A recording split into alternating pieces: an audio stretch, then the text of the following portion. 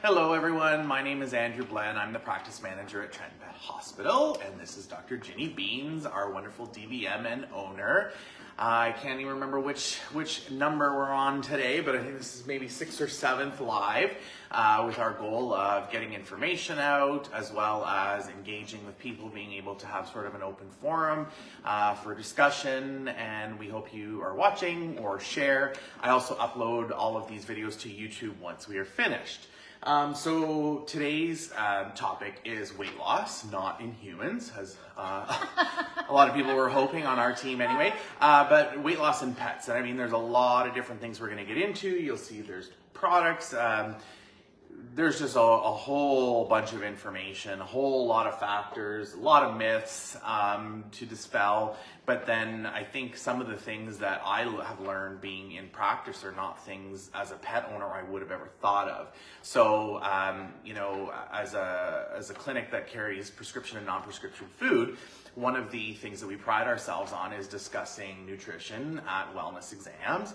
Obviously, you know, if a pet comes in sick, one of the first things we're asking, it's even in our question, what are your, you know, what is your pet eating? Are they getting table scraps? You know, are they going for walks? We want to get as much information so we can sort of rule out and get an idea of what their lives and your life is like.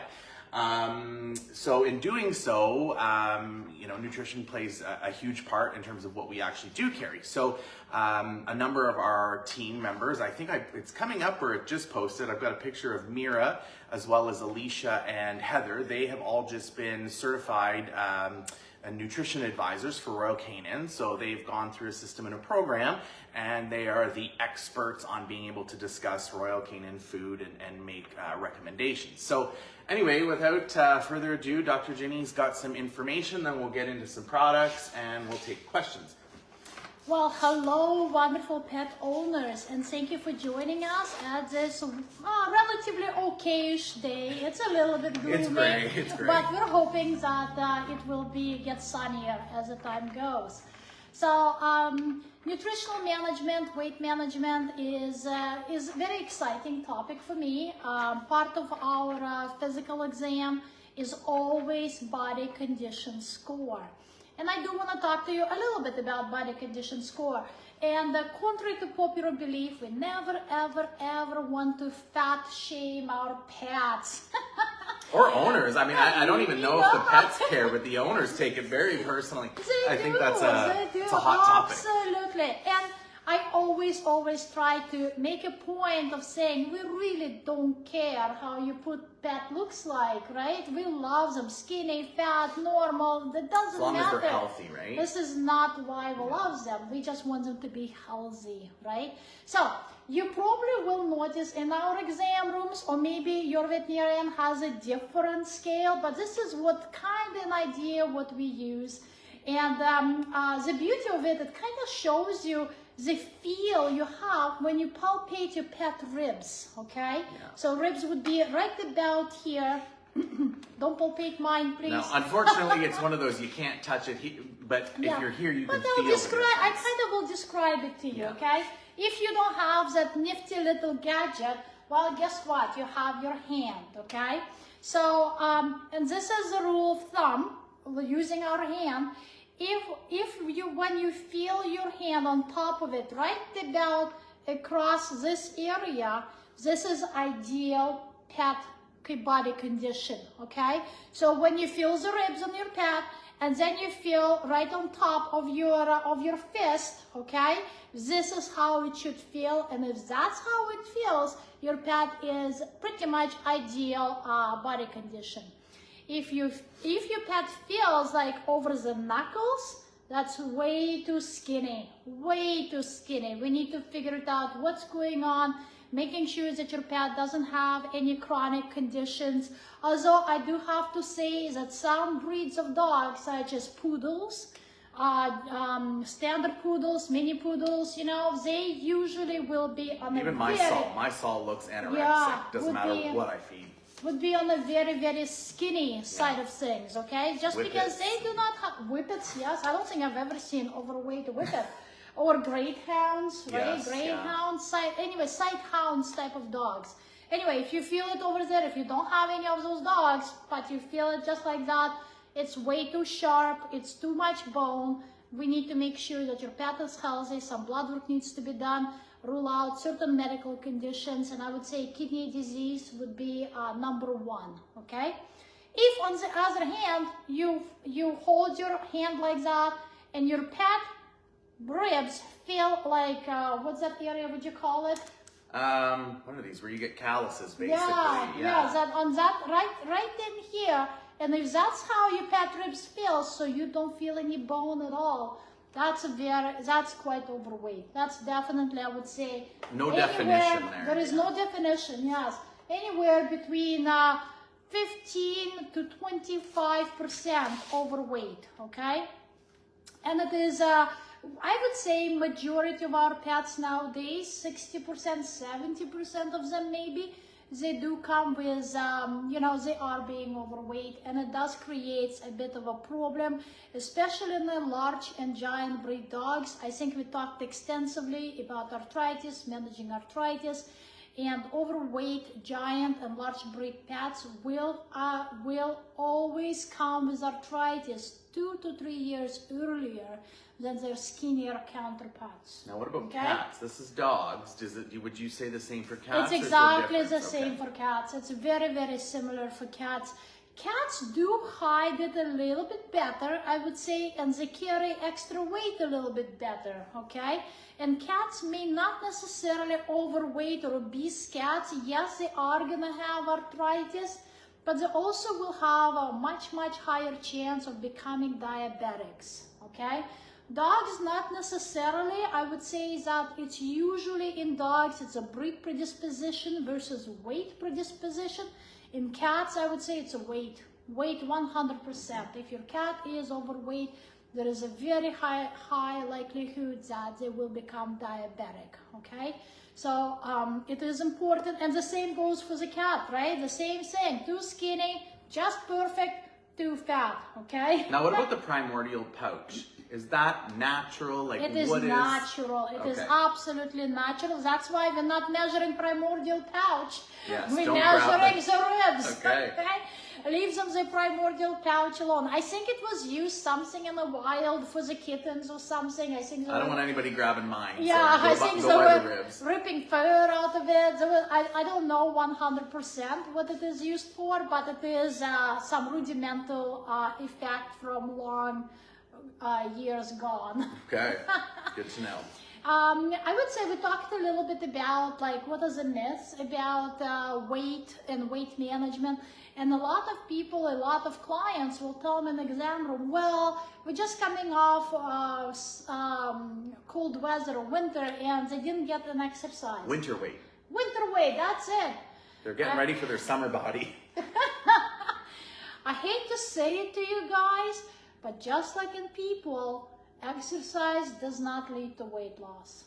It just doesn't. It will tone the muscles, it will help in the weight loss, but you need to exercise a heck of a lot to lose any kind of weight. Especially for a pet. I mean, I think, you know, when we say, oh, I gained 5 pounds, you know, versus a dog gaining, that's a huge amount, right? Mm-hmm. So, and one of the and I don't even know if it's a myth, one of the common, I think, confusions is, you know, we'll get into feedings and portions, is how much, right? And, you know, yes, my cup is very different from your cup, and it's this small, so just like a 5 pounds can be a lot more for a dog, yes, the amount of food, right, can, the little bit extra over, you know, prolonged period of times is going to make a huge difference, whereas in us it may not so much. So yeah, but I would say that to be fair on that end, I would say that majority of extra weight comes directly from treats.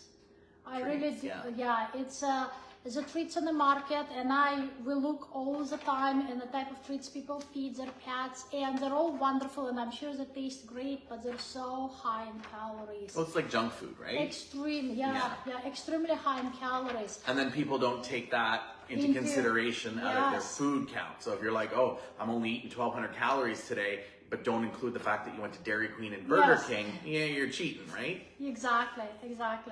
So why do we care? Why do we worry about the weight? Why do we care about weight? As mentioned before, in our dogs, we do worry about the weight because large breed dogs and giant breed dogs, definitely there is a huge correlation between extra weight gain and having arthritis or early difficulties moving around, okay? Smaller dogs or small breed dogs, and I would say especially Jack Russells, Schnauzers, even some Shih Tzus, right? If they are overweight, there is higher chance they may develop diabetes, especially Schnauzers. Schnauzers are absolutely the worst. Their weight is, if you get some extra weight, plus being a Schnauzer, you're gonna have a diabetic Schnauzer. And I would say these breeds that are, you know, the nasally breeds, I don't know what you would call them. Oh, yeah, that's another the pugs brachycephalic yes, breeds, yes. right? Short-faced breeds, absolutely. It's like almost all the extra weight piles around their chest, and the way how they breathe, I don't know, they seem like to be barely able to breathe. They do need a CPAP machine. Yeah. But it's definitely one of the best things you can do for your snoring dog. If they are overweight, get them to lose weight, and all of a sudden you can actually sleep with your dog without your dog waking you up. And I would say, kind of like us, you know, you don't want to fixate on the number, but you also want to be aware, right? Yeah. I don't know how many people go home and weigh their pets. Oh, so yes, you can always come into Trenton Pet Hospital once you've let us know and you know, get a weight check, that type of thing. But would you not think it would be a good idea for people maybe once a month to, you know, jump on the scale with their dog and check out? Absolutely. Or cat, absolutely. for that matter. Like, it's hard to visualize on a pet. Yeah, it is. It is very, very difficult. So not everyone has a luxury of having a big scale like we do. And by the way, when we start your pet on a weight loss program, we don't charge you for a weight check. You're welcome to come in. We actually encourage you to do that. And it becomes important for a big dogs because not everyone can lift their 100-pound German Shepherd dog. Very true. Yeah. It is very hard. But here they just walk in, put on a scale. We do give them a treat. Yes, they do get treats. They do give a treat, so you have to subtract it from their daily allowance. I think it's really helpful to see all your efforts when you see an improvement in all the efforts you're doing for your pets. With the cats, obviously we know how stressful for cats is to travel, so I think lifting up your cat on a scale is a wonderful, wonderful idea. And like get on the scale with them, right? And then subtract your weight after. Now, another thing is, which is interesting, talking about scale, my scale may differ from your scale. So let's say if your pet comes in and we have prescribed satiety diet and I am asking you, you guys need to weigh your pet every week, for example, you need to start as of immediately, right? Because sometimes our scale could be pound off or whatever. That's why I always like the scale at my house, because then I'd get to Weight Watchers and it would be like 2 pounds different. Get me every time. So make sure that you weigh your pet on a scale, and it's up to you. It's up to you how you want to weigh it. Maybe you're lifting your pet, maybe you're putting the pet in a carrier or whatever that is, right? Sure. But do not forget to subtract all the extras and you get your pet's true weight. I usually suggest, like, I have a tiny little Fitbit scale, right? And I will put, for example, like you know, those space shuttle type of pet carriers, for example. So you're gonna put it on a scale, you're gonna zero it out, and then you're gonna put your cat in the space shuttle. If you can't zero it out, you got to take the cat out after and then weigh the shuttle thing to make sure. Exactly. And write it down. Absolutely, write it down on your calendar, in your phone, and under the notes, whatever that is. But write it down, because I think it's so gratifying to see, oh my goodness, look at that. My pet is losing weight and they're slimming down. Because when we live with our pets day to day, sometimes we don't see those things, okay? So what other reasons would you think? Like, we talked a little bit about why do our pets gain weight, right? And I would say the biggest ones is age. As our pets age, their metabolism does slows down, okay? We also, when our pet gets fixed, okay, when our pet gets fixed, we must cut down their calories substantially. They will not be using up as many calories when they're not fixed. This is a fact. This has been researched. This is definitely, that is one of the reasons why, for example, if your pet gets fixed at Trenton Pet Hospital, you're gonna go home with an adult food, okay? It's no more kitten food, no more puppy food. They need to be on adult food because the metabolic needs are gonna be very different, okay? I would say table scraps are a really big one, eh? A lot of people, like, they go, how's it, popsicle, right? They get popsicles, they get little Timbit, right? From what are they called? Pup cups. Pup cups at yes, Starbucks, Timbits. And I was guilty. I used to be one of those. They'd go through the drive-through. Now it makes us feel so good. Well, because I mean, it goes back on how many times have we heard food is love, right? Love is food, right? Yes. So we want to show love and connection and build a bond with our pets through treats. Treats are fine. Nobody's saying the treats are not fine. You have to consider, I mean, no, I wouldn't be giving them every treat, but you have to just consider that as part of their diet. So if that's your bonding moment and it's 1 or 2 treats, if it's factored into what their daily intake is, continue to do so. It's when we're really not paying, that's what happens to me. You're not paying attention, you have an extra here, you have an extra there, and then we all say, oh, next thing you know, you've gained weight, and we don't notice it, like Dr. Jenny says, we don't see it on ourselves like we don't see it on our pets, but when you see a pet they haven't seen in a while, we kind of can look and go, okay, they have definitely gained some weight here. And I do find a lot of people come in, new clients who, their pet has been neutered or spayed, but they come in and they haven't changed diet since that, or at least nutritional amounts. And we got some fat pups that are coming in, young and already. And then I find what happens is then that stays, right? Yes. They don't necessarily go up and down. They end up staying large, overweight dogs for the majority of their lives. Absolutely, I agree with you. Absolutely. In my humble opinion, large and giant breed dogs, puppies need to be skinny. I am okay if they're right in here, over here, right in there. Yes, people will come and give you unsolicited suggestion or idea. Well, they do about everything anyway. Oh, right? your pet is too skinny. Oh, you're starving your pet. You know what? I would rather have your German Shepherd puppy to be super skinny and not having severe arthritis and hip dysplasias that they're so predisposed to, that being overweight at 3 years of age and already are barely able to walk. Well, even the manufacturers of the foods are, when you go online and we start calculating how many kcals for your pet and all that, one of the first questions is activity level, right? Yes. They will tell you, unless you have some sort of crazy ranch working dog, greyhound that is going 90 miles an hour, almost every breed, every dog is low to moderate energy. Even if you do think your crazy little Jack Russell is running around, it's still low to moderate. So I agree. that is very much that area. And because I think that's what happens is people go, oh, my dog's crazy, he's going to burn it off. And it's not like us. And another thing is, just because a dog is running in the backyard does not mean that they're gonna burn calories. Unfortunately, for an exercise to be burning calories, like us, we need to be on that treadmill for an hour. Well, there has to be a calorie deficit, right? Non-stop running to burn like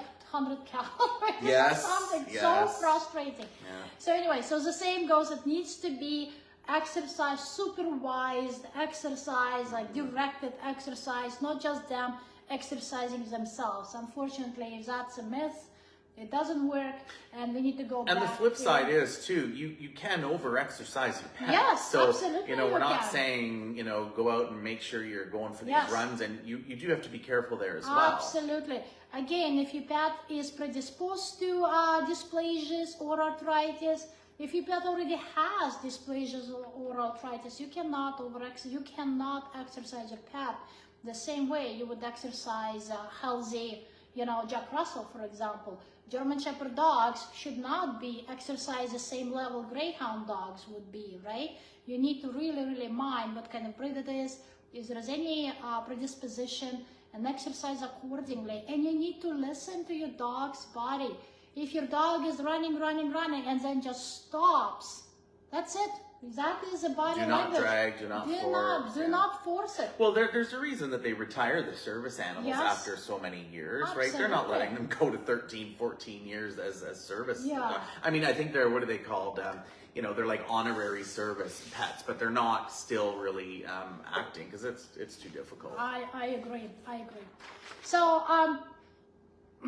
so we talked a little bit about why is it important for us to have a proper weight, okay? Like medical reasons, obviously, we don't really care about cosmetic reasons. It's all medical. Yeah. It's all quality of life reasons. With cats, I am gonna stipulate that once the cats usually get into senior years, this is not the time to start making your cat skinny, okay? This is a time to make sure your cat has a balanced food and a proper amount of the calories, but do not try to make your cat skinny, okay? They're gonna become skinny on their own due to the conditions and diseases, unfortunately, which do come with an older age. And I think part of that too, just to reinforce, is sometimes people will fast or skip meals. You can't do that. No, you cannot do that. No, yeah, so don't try and do that. And the whole what's that? The low carbohydrate diet. Like keto. Keto diet. Don't do keto diet on your pets, okay? They cannot tolerate the amount of proteins recommended by keto diet. There is simply no such thing, okay? The best thing you can do to get your pet to lose weight is what I call clean their diet, okay? And what I mean by that is you pretty much lay out everything your pet eats during the day. And man, you will be surprised at all the extras your pet gets. No lying, right? no cheating. No lying, no cheating. So it's it's the cheese tax. It's all those little things that get. Yeah. Or toddlers dropping things. Or they get into the other pets' food. Those are very much things. And that's another thing we find a lot of people find challenging is they have multi-pet households. Yes. And they're feeding different foods, yes. right? And one food gets eaten by the other. And yeah, you have to do. And I am a big advocate on the meal feeding. So what that means is you pretty much know exactly at what time you're gonna feed your pet and how much you're gonna feed your pet. I do not usually recommend to have leave the food out, especially if you have more than one pet. And I do that now, and it was actually a fairly easy transition because Jack and my previous dog Stanley, they would free feed. It was always out.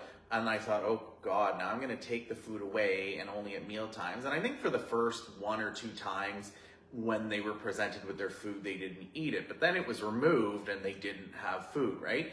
So until the next serving, then they went, oh, I better eat, right? Yes. And they very quickly learned. Absolutely, absolutely. Yeah, never had an issue there. If you do have one dog in a household and that particular one dog is very, very picky, yes, you can leave the food out as long as you measure the food for the day. Yeah. That's as simple as that, as long as you measure the food for the day. So those are usually the easy pets who do maintain weight quite well, and we don't see a lot of overweight pets simply because they actually know how to listen to their satiety signal from their stomach. So what that means is their life does not depend. That's the I'm full chemical in the brain. Yes, yeah. And that usually would be poodles, I would say, would be the poodles, collies would be the biggest breeds for that. For a puppy like a lab, no, you do you need to feed them meal diets, okay? Because they have no self-control whatsoever. They're like, no, never. Even slow feeders, I think, is very popular for those labs. Oh, slow feeders, I think, because are they amazing. eat too fast and then throw up. Yeah, well, exactly. I even had a client yesterday, the day after, before yesterday, and the dog was inhaling the food without actually properly chewing the food. So I said, why don't we try the bowl of food with a normal amount, measuring amount of the kibble? Why don't we mix it with ice cubes, right? Ice cubes will slow down your pet eating. My dogs eat ice cubes as treats. Now you can't even hold a drink with cubes that make the noise, and they want their treats, right? And it's ice cubes. It's ice cubes. Especially with an allergy pet and you have no choice. There are no little treats made You have no choice. Perfect. Yeah. Yeah. So why don't you do that? Why don't you try that and see if it will good slow idea. down? Yeah. Sometimes I recommend a cooking sheet or baking sheet, and you just spread the food. I used to throw it on the floor because then they'd have to run it before I got my feeding bowl. I'd throw it on the floor and they'd have to go for it because that would take time, right? It will take time. Yeah. But what's even more interesting, it will actually do the brain work, right? And the brain work is actually burns quite a bit of calories, okay?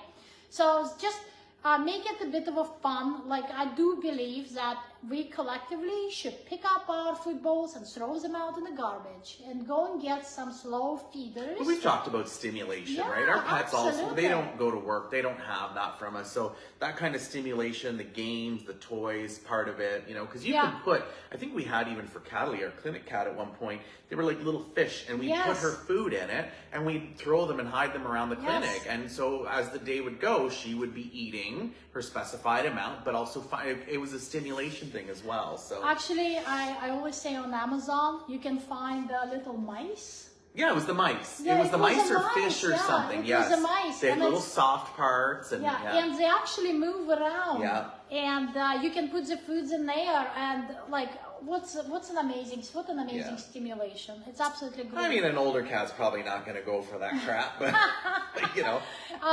Another thing is I know people are doing feeding mats. Yes. Right?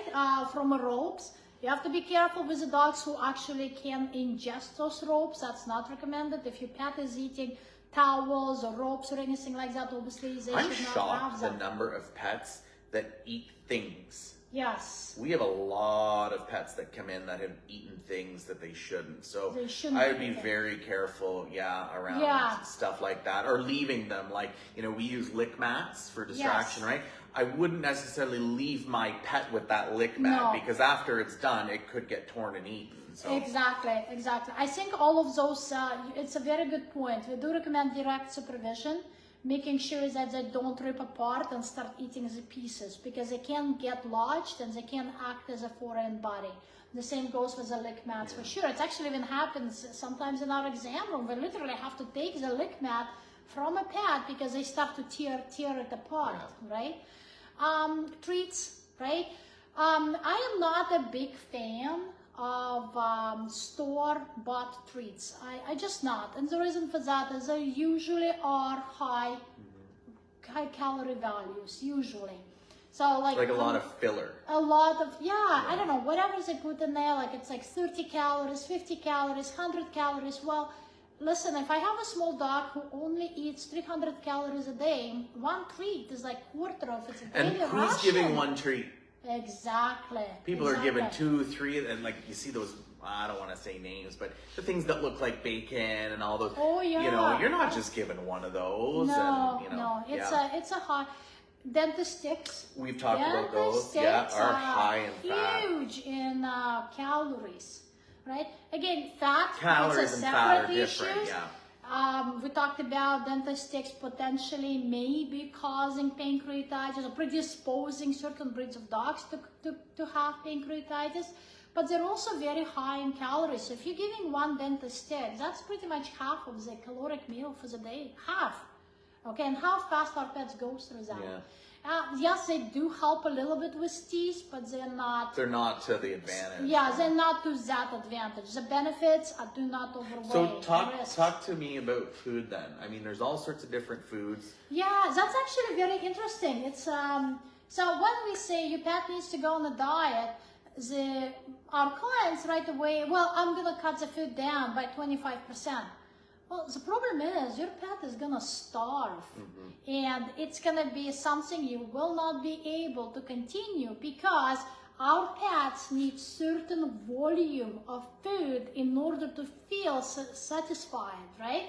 And within that volume, they need to have their nutrients, their vitamins, all the things to run their body in an appropriate way within that volume. So, for example, like on average dog food, 1 cup.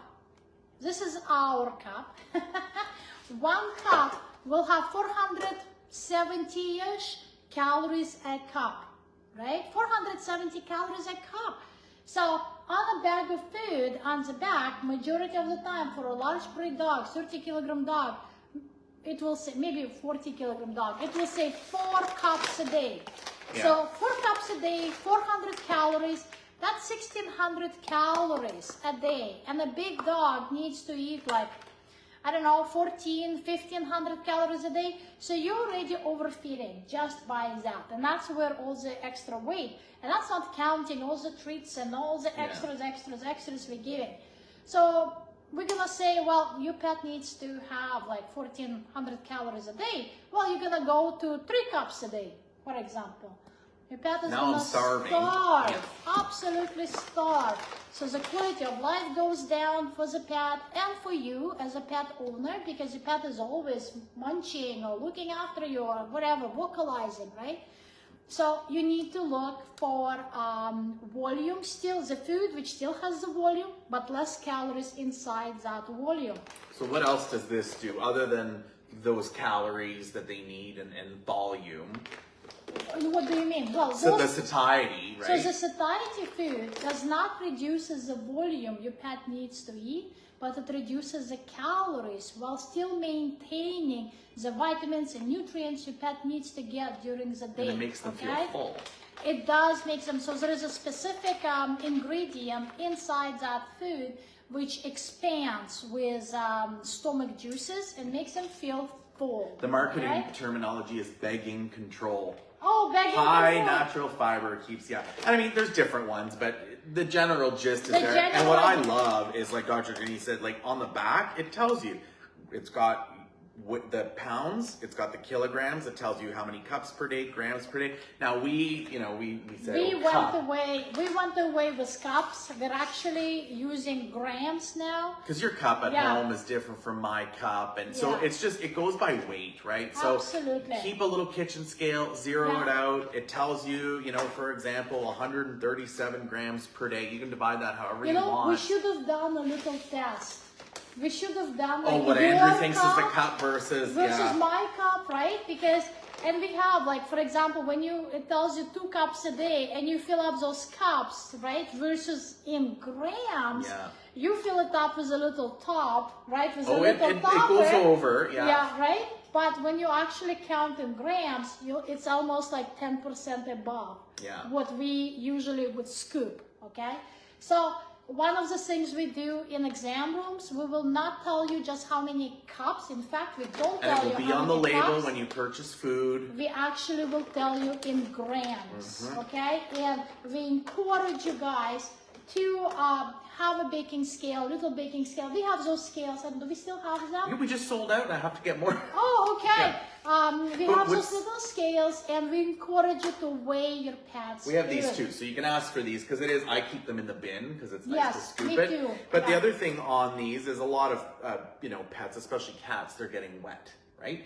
So they're getting, you can't just, it doesn't necessarily work as easily. So they do have the consideration if you're doing what's called mixed feeding with the wet and the dry and how much water to add. And it's all very spelled out. I mean, it's like us, if we're on a diet, we have to pay a little bit more attention. Absolutely, absolutely. But right? there's stuff out there, so they're not going to beg. You're not starving them. They're getting everything that And they the need. treats. The treats And the treats, right? And I was so excited that we have an finally option came back. they finally came back. I don't know what they put in there, but that is like a crack for our pets. They absolutely love it. And it's only 3.5 kilocalories per treat, comparing to 30 to 50 calories, kilocalories per treat. So there are treats right there, right? For cats, probably a little bit more, let me see. Oh, I was wrong. For cats, it's 0.9 calories a treat. That is impressive. And cats absolutely go nuts for those treats, Yeah. okay? So when we do create the weight loss program, we usually will tell you, your pet needs to eat a day so many calories. We will calculate on, depending on the food you feed your pet, but if we see that you will have to reduce the amount of food so much that it's not going to be, you won't be able to follow that plan. It's like us, right? All of a sudden we want to lose weight, we stop eating, or we eat salads, Yeah. or we eat whatever. Well, what happens with binge? Yeah. Right? what happens after a week It's not sustainable. It's not sustainable. After a week of torturing ourselves, we're gonna go right back, and because we can't keep We're doing miserable. that. We're making everyone around us miserable. Exactly. So it's the same idea. So when you do plan, one of the considerations I tell my clients is baby carrots. Man, you cannot go wrong with baby carrots. 4 calories a carrot. Okay? For non-allergy pets. For non-allergy pets, that's very important. That's Because very good. carrot's a point. big one there for allergies, is it not? Yes, Yeah. carrot cross reacts with beef allergies, okay? And if your pet is allergic, definitely no carrots for that pet. So, but if your pet is healthy and good, otherwise just need a little bit of a weight control, baby carrots, 4 calories a carrot, I think that is absolutely amazing. Marshmallows. Yes. Marshmallows. Yeah. So believe it or not, our pets do not react the same way to sugars as we humans do.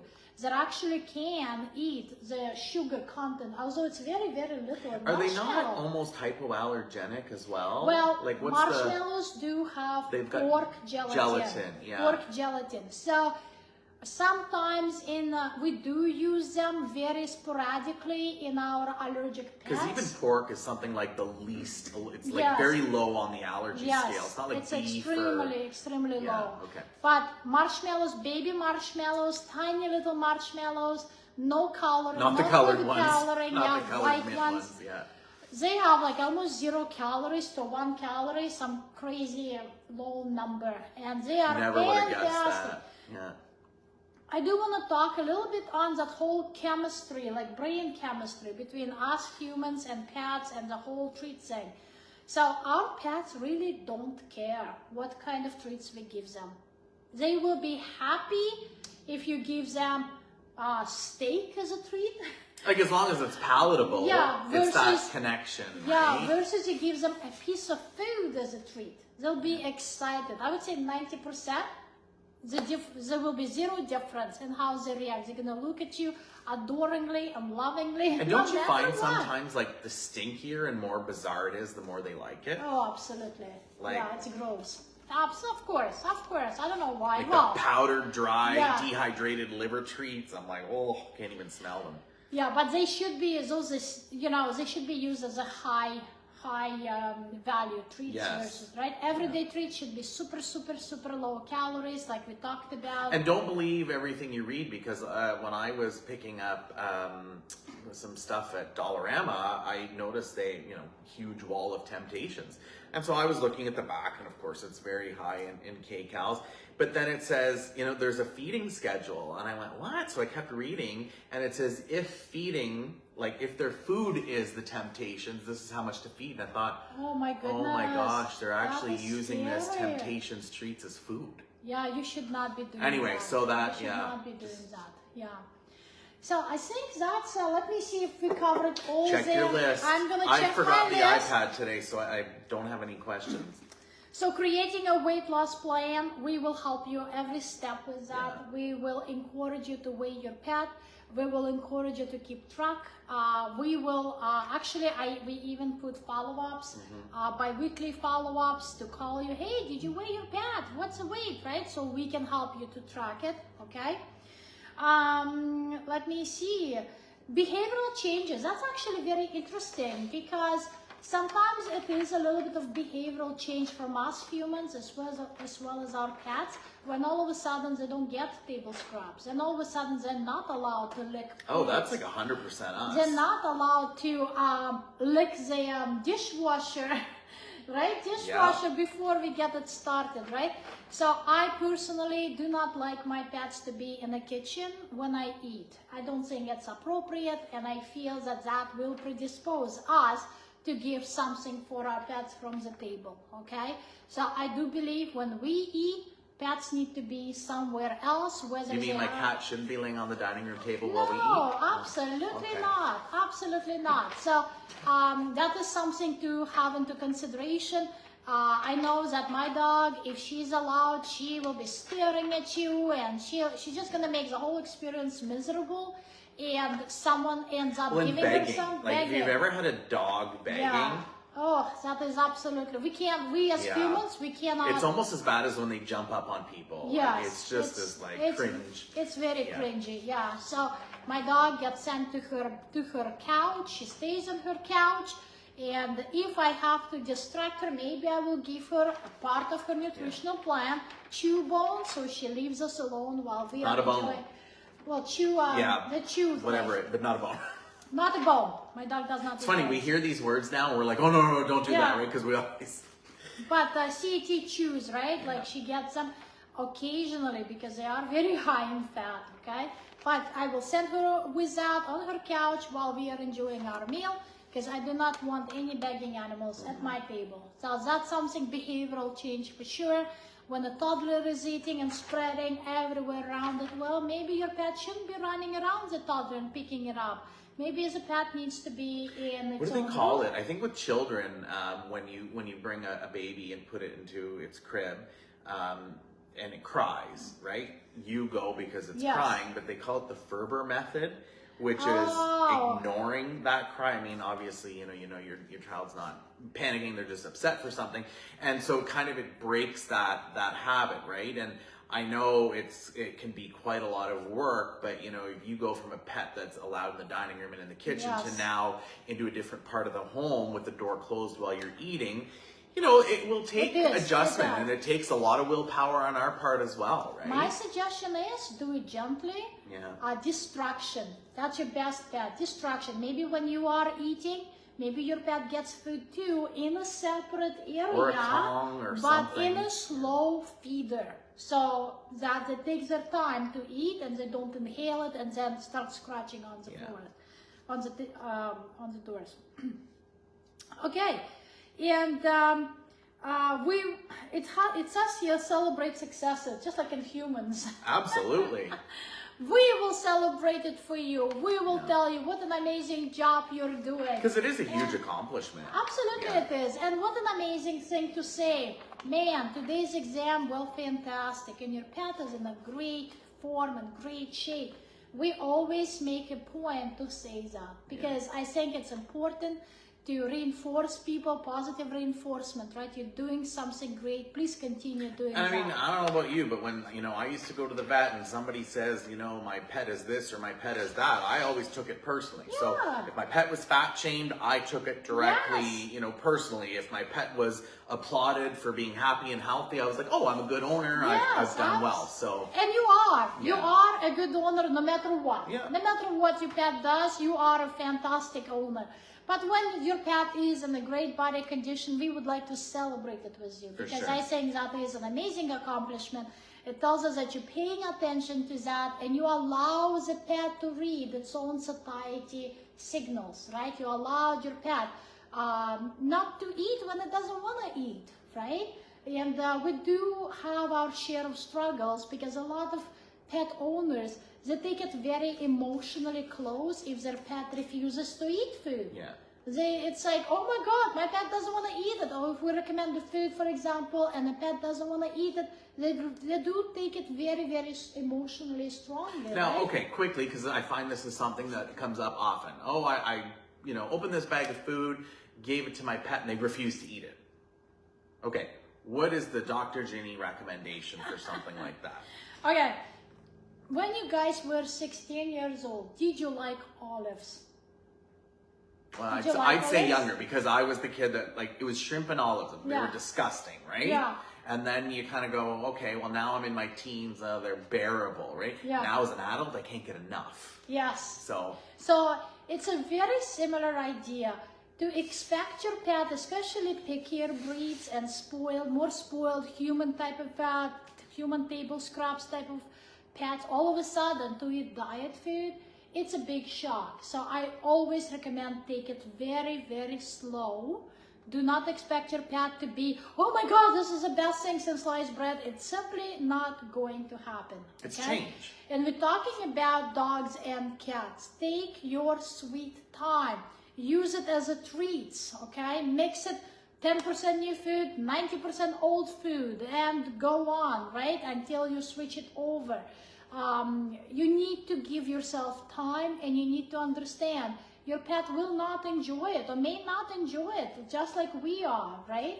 Like if you give us something new and different, how many of us, yeah, I want to eat that, right? Like, and they don't understand the benefit, no, right? they don't. Yeah. They absolutely don't. So I think that's one of the So perseverance, don't be giving up right away. Yes. Yeah. I know yesterday I had a client and she said, oh yeah, I opened the food, I gave it to her for 2 days, she didn't eat it, so I just took it to the front for somebody to pick it up. It's like, why would you do that? Yeah. Like you do need to persevere, you do need to keep trying, and you need to be slow and gentle, and you need to find the way. Like some of the tricks I use, I put some warm water on top of the kibble, for example, just to smoosh it a little bit. I do a dash of salt, just the smallest amount of salt. Please do not oversalt your pet's food This isn't and McDonald's cause fries here. salt toxicosis. Yeah.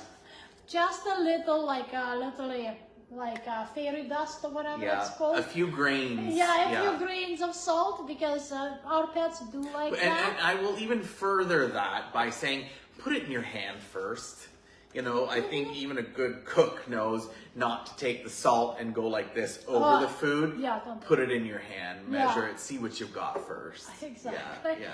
And like the biggest one is use it as a treat, right? Use it as a treat in the beginning, Yeah. and I sometimes even use mix the food, it. the kibble as treats, like the same kibble Yes. for some of my Yeah. pets. But I just, you Yeah. know, they're not Use that it as a picky. treat. Some don't give a crap what I'm feeding them. Yeah. Others are, you know, it takes a while. It takes a lot of, and it's frustrating. It's frustrating probably for them. It's frustrating for me. But you eventually get there. Yeah, you do. Sometimes we change our pets' foods, like let's say for medical reasons, so nothing to do with the weight loss, just for medical reasons. I need low-fat food or maybe kidney-friendly food. And the pet owner will come 2-3 weeks later, it's like, my pet hates your food, doesn't like it. I'm trying, and we put it on a scale and the pet gained weight. Yeah. So it's obviously is eating it. And I will say, I will even go so far as these companies, like the Royal Canins and the Hills, I think Hills does too, they have what are called Yes. palatability guarantees. Yes, they do. Okay? Yes. So they're not putting, you know, millions of dollars into something like this so your pet hates it, because they would just lose their shirts every time. Yes. So that goes, I think, even further into the science that, you know, there is palatability there. It goes back to change, you know, us persevering. This food is palatable. And not just this food, all of them, right? Now, the odd time, you know, it may be, you may have exhausted these resources and you've tried all the tips and tricks and your pet just does not like it for whatever reason. That is okay. There is Yes, still, absolutely, you know, that is you okay. come back to us, talk to us. There is a palatability guarantee for a reason. Not it's, you know, not 100% of pets will like 100% of food. So there's ways of going about it. I think there's just lots of options. The biggest one is talk to your vet, talk to your technician. You know, keep your pet weighed. You know what? That's a good point you brought up, because the biggest one is do not feel like you are alone. No. Or like you're a failure, or like any of That's those. why they cram us into a room at Weight Watchers with a bunch of other people, so you don't feel like you're Yes, alone. You're exactly. not. Yeah. Call us, email us, text us. My pet hates your stupid food.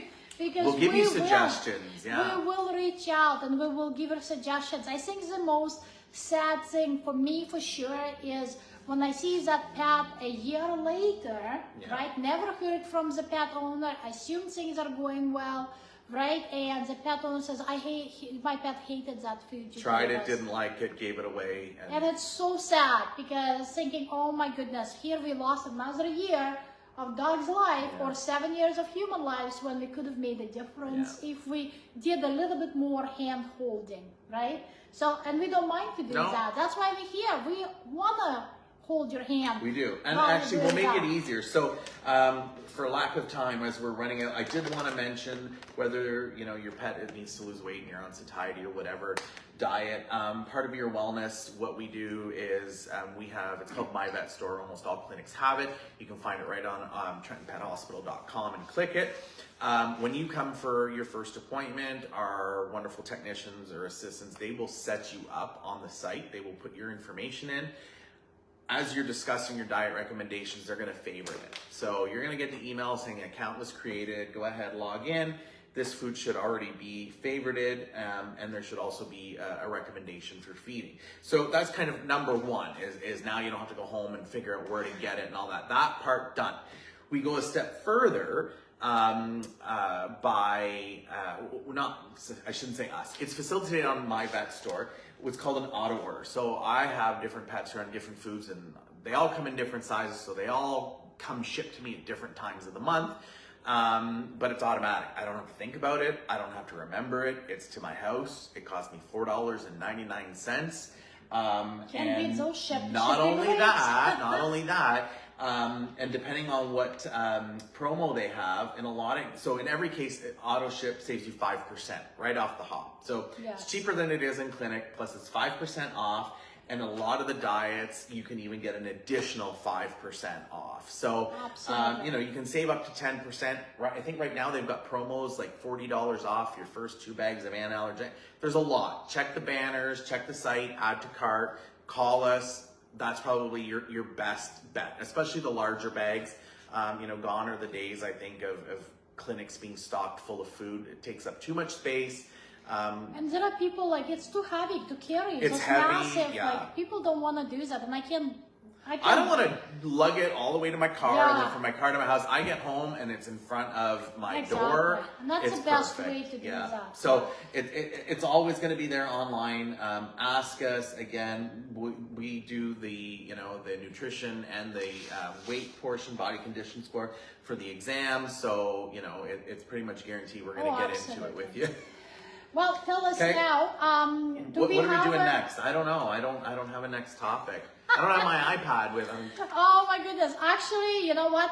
It wouldn't be bad if you guys give us some recommendations. What do you want to There you hear go. about? Because we talked about quite a bit of different things. Maybe you want us to repeat. We on started certain just before things. Christmas, so we're like 4 months in. Yes, we're 4 months in. We talked quite a few things. Maybe we can talk about. We talked about Lyme disease. Talked we talked about about parasite, anxiety. We talked about. arthritis, Maybe we should talk about emergencies. intestinal parasites. Ew. Yeah, gross. How do you guys like to be? Well, so we talked about, like Lyme and stuff, but We we're talked coming up about on that? June, heartworm. Like, should we get into that? Because I know we talked flea Not and a tick, bad but idea. Yes, let's talk about the Okay. heartworm disease. Actually, that is a very good point. Let's talk about the heartworm disease and So other intestinal, intestinal Giardia parasites. stuff, yeah, okay. Why don't we talk about Okay. that, okay? And if you have any other suggestions, what we should cover or what would you like to learn more about it, we're here. We would like to hear you. And thank you so much for Yes, spending your thank lunch with you. us. We really appreciate it. Please like it and share it. And we'll see you in the next 2 weeks. 2 weeks. Thank you.